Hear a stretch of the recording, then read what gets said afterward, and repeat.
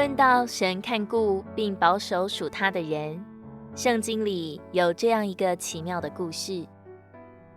但以理的3个同伴因为拒绝拜尼布甲尼撒王的金像，王就向他们变了脸色，吩咐人把窑烧热，比平常更加7倍，又吩咐几个壮士把他们捆起来，扔在烈火的窑中。因火窑甚热，那些抬他们的壮士都被火焰烧死。然而王却惊奇，问谋士，被扔在火里的不是3个人吗？他却看见有4个人，并没有被捆绑，在火中行走，也没有受伤。而那第4个的相貌好像神子。于是王就进火窑门说：至高神的仆人，出来，上这里来吧。他们就从火中出来了。周围的人一同聚集，看这3个人，见火无力伤他们的身体，头发没有烧焦，衣服没有变色，甚至没有火燎的气味。于是王称颂他们的神，因为没有别神能这样施行拯救。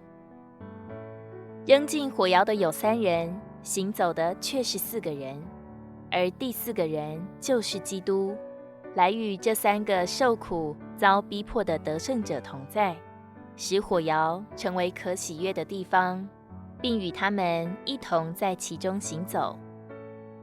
神的同在灭了烈火的猛士，使他们毫发无伤，神也借此得了荣耀。我们不也有这样的经历吗？越是遇见危险的时候，遭遇患难的时候，神就会用他加强的同在来扶持我们。他一同在，原本凄凉的境地也变为可喜悦的地方，原本可怕的环境竟成了我们与主相会的所在。正如诗人说的：我虽然行过死荫的幽谷，也不怕遭害，因为你与我同在，你的杖你的竿都安慰我。在我敌人面前，你为我摆设筵席。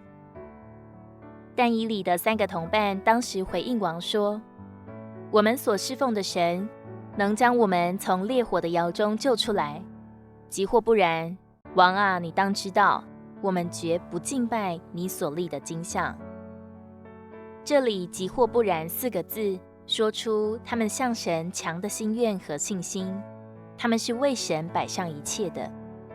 这样的人，神不能不祝福；这样的人，神不能不与他们同在。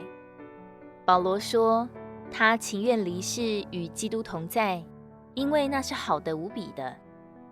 然而，为了众教会能得牧养，神怎能不保存他的性命？所以，亲爱的同伴，不要为眼前的危难忧虑，更不必为自己的性命担心。就算全世界都在风雨中飘摇，这对神来说都是极小的事。生活中的危险和威胁无处不在，我们永远不知道下一刻会发生什么。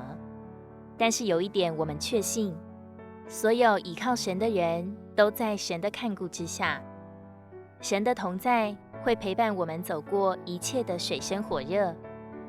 为了催促我们快快长大成熟，神允许我们经过许多高温高压，这就是基督徒的道路。神不会将我们的刺拿走，却会使恩典加多。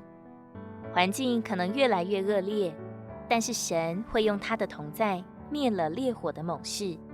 烈火的窑里，我们并非独行。我们若是忠信的为着神，他岂会丢弃我们？哥林多前书8章3节。但若有人爱神，这人乃是神所知道的。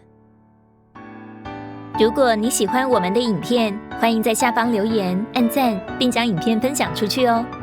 天天取用活水库，让你生活不虚度。我们下次见。